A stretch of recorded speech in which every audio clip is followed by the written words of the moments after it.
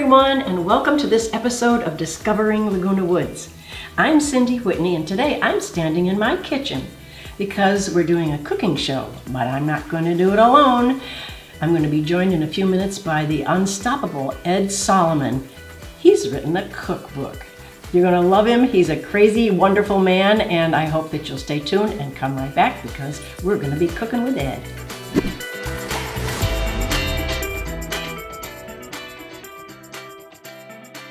So Ed, here we are. Now we're going to be preparing one of the recipes in your book today, and that one is an easy one. What is it? Avocado toast. Avocado toast, all right. And I have the ingredients that you requested in the book for the recipe out here, so we can just sort of move through that. So what do we start with? We start with what type? An avocado. Avocado, good. That's a good place to start for having. Now, I'll bet not any old avocado, right? Right. I usually enjoy hot avocados. Haas, okay. And what softness? Well, you know, it has to be ripe, and ripe is soft to the touch, okay? Okay. And if you get, being single, when you shop, you don't want to buy more than two, okay? And the reason because they become ripe at the same time, and then you either have to eat it or throw it away. Oh, okay. All right. Oh, good. So maybe an avocado for today and 3 days from now. Yeah. Yeah. Okay. All right. Good. So here we are. We're going to start cutting into the avocado to make the avocado toast. So what do you suggest we do? Well, we have a sharp knife, I hope. Kind of. It's more of a spreader, but. Okay, just cut the avocado in half. Okay.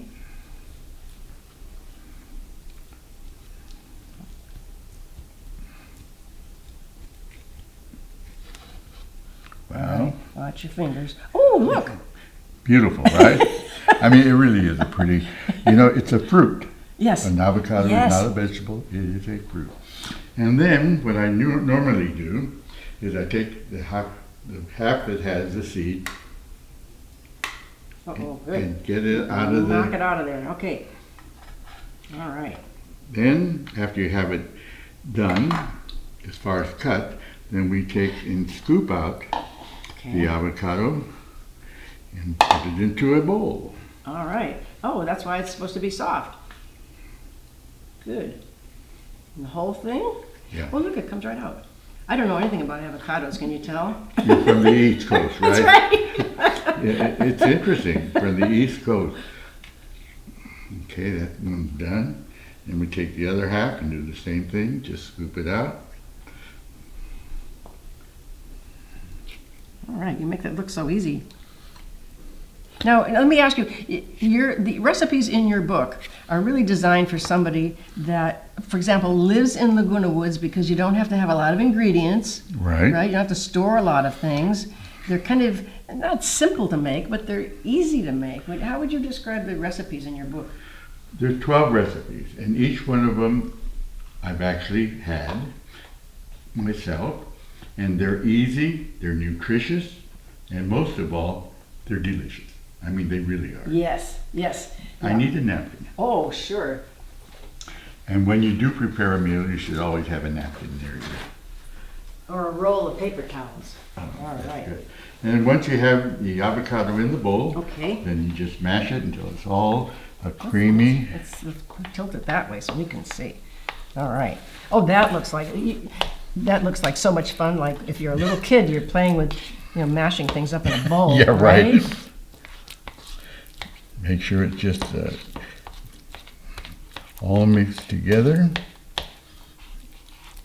The avocado toast is very popular right now, isn't it? You know what? Avocado toast, you're going to make it home with the avocado and the bread and the ingredients you want to put on top of it. It'll probably cost you $3 Oh my gosh. for everything. But you can also go to your local restaurant and pay anywhere from 14 to 17 bucks. I know it. It's so you're so on trend, Ed. Well, it's just a popular meal. Yes. Yeah. And not only that, it's good for you. And you can also embellish it with lots of other things too. That's right. It's up to you, and there's no Yep. end. All right. So Okay, tell me. At this point Okay. is when I put the bread into the toaster. Okay. Because by the time I get everything ready, the toast is ready And through the miracle of television, somebody's already done that for you. Well, the miracle. Look at that. Okay, after it's all mixed good and all good, then what I do is I sprinkle some sea salt. Just a little bit of sea salt. Okay. Now, sea salt versus salt. Why Yes. sea salt? Sea salt comes from the sea. They evaporate the water. Yep. Okay. They evaporate the water, and they're just salt versus, Morton's, where they take it out of the ground. Oh. And sea salt right now has become so popular that most of the chefs prefer using sea salt. Is that right? Yeah. I like the granularity Yeah. of it. It seems like to release little more heavy, salt. right. Yes. I like the taste of it. Okay. All right. So now, all right. So here's some toast. Yeah. Okay. Just simply spread the avocado. You want some mayonnaise on the toast? We can do that. Okay, I got some here. Well, see, We can put it on the second piece. what's great Is there about enough for two? Yeah. Okay. What's great about it, the avocado toast, is that you can garnish it with anything you want. Okay. There's cherry tomatoes, and there's some garlic there. Okay. And as you saw, she just put some mayonnaise on this side. yep.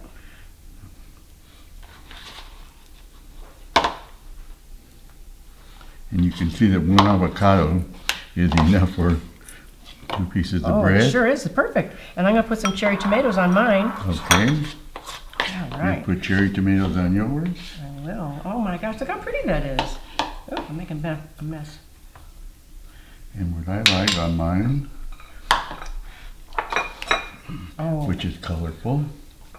look how nice that is. It's got some nice crunch to it too. I like food with texture. Just that simple. All right. And it makes it Oh, look, you can make pretty. little faces with your onion. Yep. And Don't play with your food. I'm going to add a little bit of. All right. Well, we're going to take our wonderful avocado toast and we're going to go sit at the table and we're going to eat it and we're going to have a chat about some of the other things you've been doing Let's do it. in your life.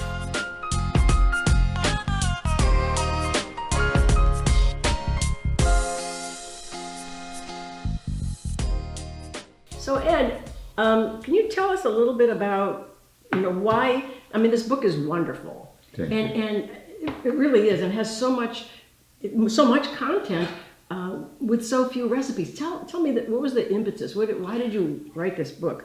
Well, the reason I wrote the book is number one, I hate the kitchen. I really do. Yes. But then you realize you're alone and there's nobody else that's going to cook for you. So you have to be aware naturally of what you eat, how easy it is to, do. So last year I spent some time in the hospital, and when I got home, I realized I had to do something. And so because it was difficult going into the kitchen and back, I decided I'm going to write a book just like that. Never have written a book before. So I started out sharing what I've learned by being alone to cook nutritious food, simple food. I'll say fast food, but not like the fast food that you get at McDonald's. But it just gave me something to do to make me feel better. And when I finished, a friend of mine suggested I submit it to Amazon. And voila, Amazon said that they wanted to publish it. That's great. And they publish it. And what's great is that you can order it on Amazon. They not only print it, but they also mail it, they track it, and you don't do anything. Oh my gosh. Well, we're going to talk in a few minutes about how creativity has you've been involved with creative endeavors in your life.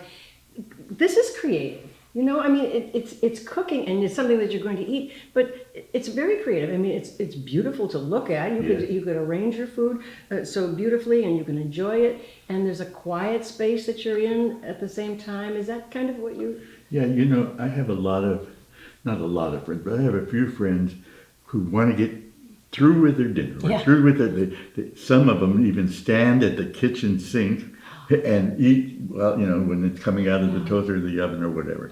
But I decided that we all have to take care of ourselves, right? and why not treat us the best we can as long as we're alone? And so I prepare everything and I make it pretty. I sit and I take my time, I enjoy it. And even though I hate the kitchen and I still have to cook, I really do enjoy eating, okay? Yeah.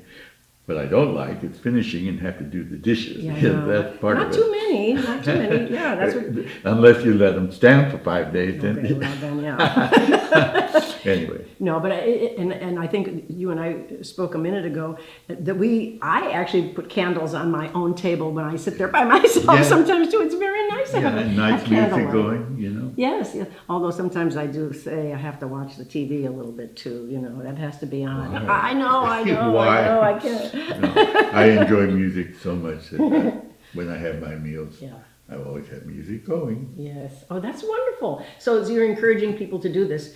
And the other recipes in here, and we'll show some of those pages too, are wonderful. Although there's a little bit of, you got a little bit of fast food, not fast food, but you know, it's not necessarily low calorie, shall we say? Oh, well, yeah. At my age, I don't care.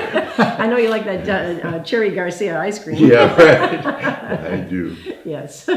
So now, so what are some of the other things that you do during your day that are equally as creative? I do a lot of writing. Fortunately, while I was recuperating, I decided to write a poem. So I wrote a poem and I found online that people want you to submit your poem. And so I submitted my poem, and a magazine in Canada sent me an email saying they really liked it, they wanted to publish it. So there was my first poem published. I wrote 4 more, and they printed all 4 poems. Wow! And that was going along at the same time I was doing the book. So I find that right now I enjoy writing. I'm working on a song now that's going to be a big hit. Wow! Yeah, right. Everybody thinks that, but is Taylor Swift going to sing it? Well, she called me last night and asked. That's a shortcut to success. Yeah, right. There you go. Boy, she's powerful, huh? Yeah. No, but you know, in reality, cooking books are second to novels. Okay, in the book industry. Is that right? Yeah, cooking books are. Goodness. And I just find that at this point in my life, when Amazon sells a book, you get a royalty, okay? Well, I decided to donate 100% of my royalties to 3 of my favorite charities. One is the Veterans in Need. There's 3,000 homeless veterans, not fair. And then there's the elderly that ARP takes care of as well. And then I'm co-founder of an art organization, and so I'm giving my 100% to the 3 nonprofit organizations. Now, Julia Child, I want to bring this up. Everybody knows who she is, right? So it's no question that her books sell. Excuse me. But she had one book that had sold 1.5 million copies. What book was that? It's dealing with French cooking. Oh. Okay. So in my mind and in my goal, I'd love to sell 1.6 million. Okay. All right. And only because it would help. It would help the needy, the veterans, the elderly. Yes. So that keeps me going. Yes. I'm happy all the time. If you wake me up at 3 in the morning, I'll be happy. Oh my goodness.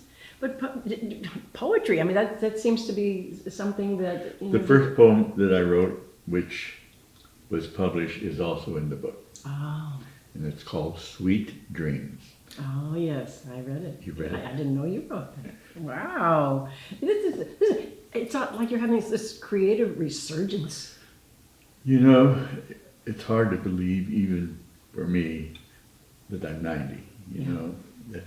Me too. I had a hard time believing it the first time I met you. I was like, really? Yeah. Where's the real Ed? He's not here yet. Right. No, I'm serious. It's, 90 years old, pretty old. So I have to be, I'm walking with a cane now. My problem is I have to walk with a cane. However, it doesn't affect my mind, so I have to keep that busy. Yeah. And that's what I do. Yeah. Oh, it's so inspiring. It really is. You know, it's because it's easy to pull away from that sometimes, to withdraw, stay in the house, stay in your routine. I talk about new beginnings a lot in some of the shows I'm on. You need new beginnings. You need to exercise that neuroplasticity of your brain with new experiences that are hard for you sometimes. Yeah. So we like that. We have great examples. And when you do that, look what happens. Yeah. Look what unfolds from that. I'm here with you. Yeah, well, I'm here with you. Exactly. So what advice do you have to somebody who's sitting around and, not sitting around, but sitting and experiencing a moment of pause in their lives? They're not sure what they want to do next, because we all do that here, because there's so much to do. Right, it's true. And you have to program yourself to do something to keep active. You've got to keep the mind active, And food is only something that we all need, okay? Yes. So why not enjoy it? And, I keep my kitchen really bright. I have paintings in my kitchen. I have colorful towels or whatever, just to keep not going into the downhill, okay? Yeah. And that's, if I had any advice to anybody, it was just live. You're only here for a short time. Well, I know. And this creation of food doesn't have to be complicated. No. It doesn't have to be expensive. You don't have to get filet mignon, right. To enjoy these things, and they're healthy. Probably better that we don't have something, that's, correct. Complicated. So what we're going to do now is we're going to be joined by another member of our group today, and that is your friend Marianne is with us, and we're going to talk about something else that's very near and dear to your heart, okay? Very. All right, I see you're excited about that. Very. All right. It's a passion. Oh, yes, I know. Passion. All right, we'll be right back.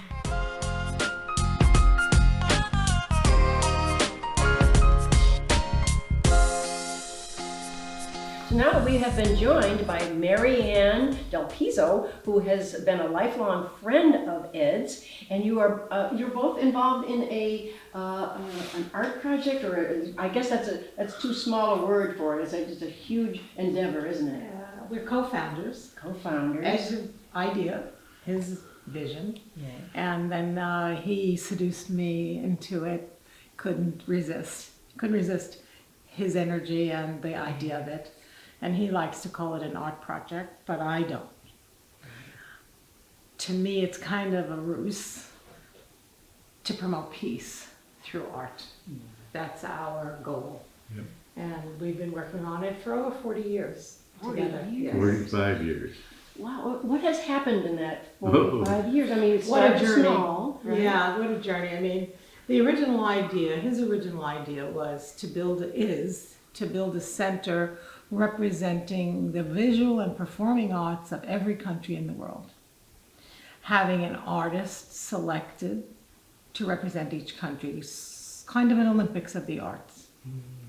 And we thought it would be easy, and actually that part of it was. We traveled to some 50 countries, met with heads of state and diplomats and teachers and artists, and it was almost easy. And artists everywhere joined us, from Israel and Palestine, from Lebanon, from Europe, from Asia, from Madagascar. There are no boundaries or borders with art. No boundaries and no language boundaries, no language problem, because it's art. Yeah. And so we thought, if we could bring all this art together from all over the world, it would help to promote an understanding of one another. Yes.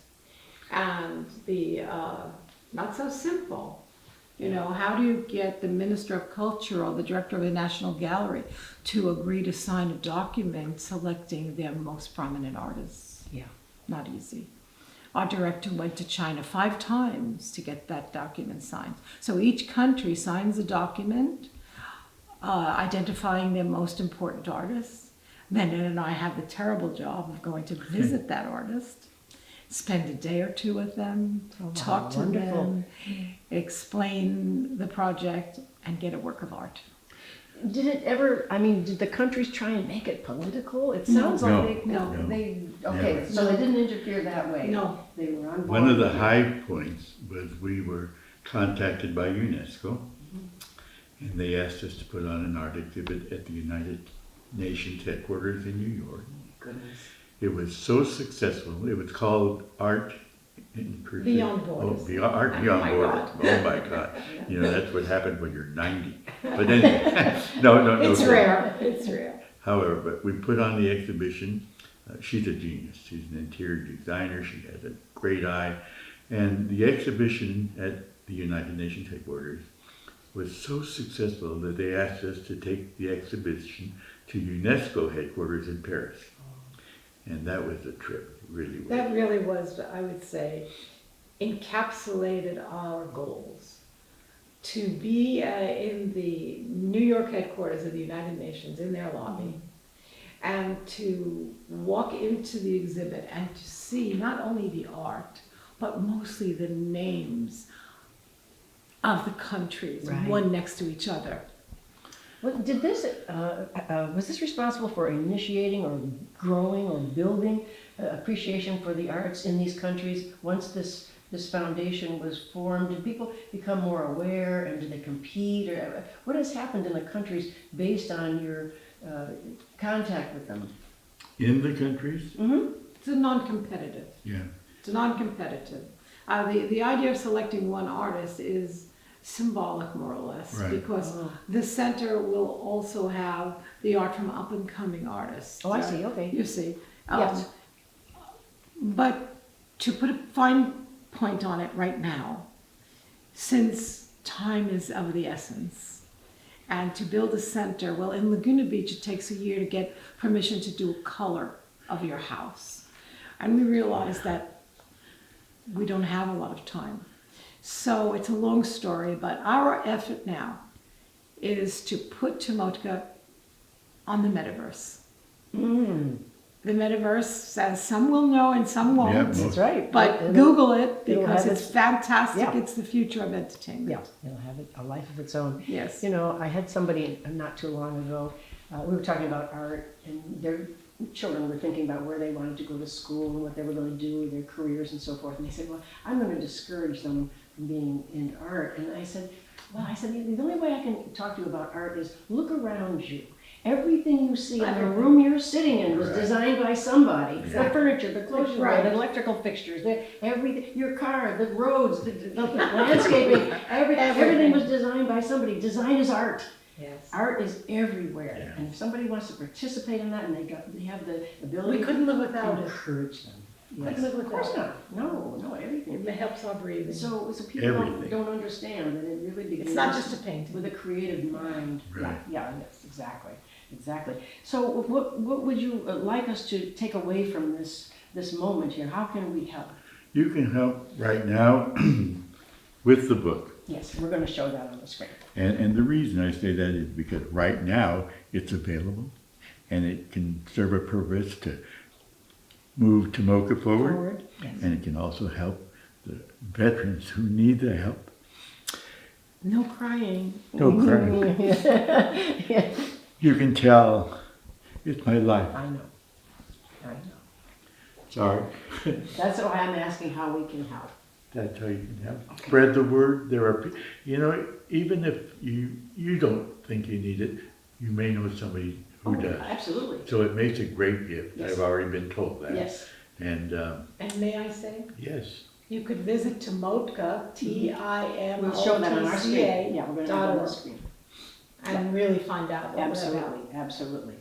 We want people to go and be curious about that Thank and you. understand what you're doing, how they can help, what's the importance. And you're right. I think everybody can benefit I from love this. that. Yeah. Don't you love that I'm comment? not sure I'm going to be eating the hot dogs. I have to say something about the hot dogs and the cereal bowl here. Is that funny? I was a little concerned about you when I first saw that. He's amazing. Is it serious? You know. But yeah, no, it is. It really is a great book. I've already had several things in here, and it's fun. It's Yeah, fun. it is I have to do this. thank you. Well, all right. So we thank you for allowing us to meet with you and speak with you today, and all the fun of putting something together to eat. It was And a that's really pleasure. great. My pleasure. And you've enriched my life just by meeting you. And Mary Ann, I thank you for being Ed's wonderful partner all these years and the things that you're doing. It's been together. challenging. Well, I'm a challenge. Are you challenged? You seem Oh, so challenged. He's a challenge, Oh. but worth it. Okay, but worth it. There you go. Thank you. All right. So, and we will be right back.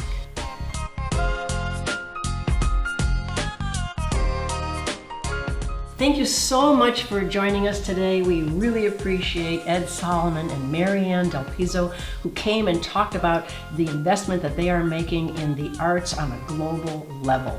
We love them and we wish them very well in their endeavor. We appreciate you too for joining us every Wednesday and Sunday morning at 9:30 a.m. on Village Television and anytime you want to on Village Television YouTube. We hope that you are taking good care of yourselves and everyone around you. Everybody deserves kindness. And we will see you next time and every time on Discovering Laguna Woods. Bye-bye for now.